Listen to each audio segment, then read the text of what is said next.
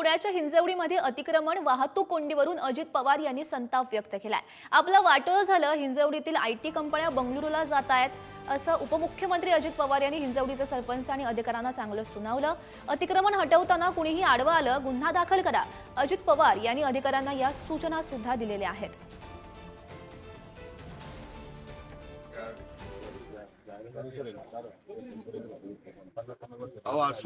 असू द्या साहेब, आम्ही धरणं करताना मंदिर जातात की नाही? धरणं करताना मंदिर जातात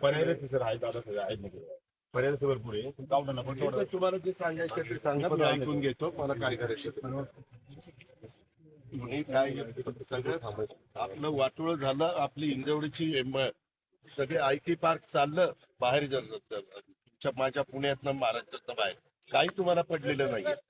बेंगलोरला हैदराबादला कशाला मी सकाळी 6ला येऊन इथं बघतोय, ह्याच्यामुळेच बघतोय। मला कळत नाही, माझी लोक नाही, परंतु ते केल्याशिवाय आपल्याला गत्यंतर नाही।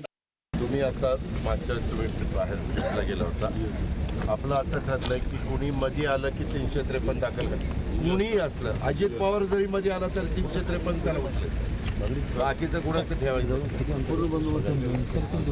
पण 353 पण लावायचं, कारण त्याशिवाय काम होणार नाही। नाहीतर प्रत्येक जण काहीतरी माझं हे करा माझं ते करा असं सुरू होईल, ते आपल्याला होऊन द्यायचं नाही। एकदा संपूर्ण कामच करून टाकायचं।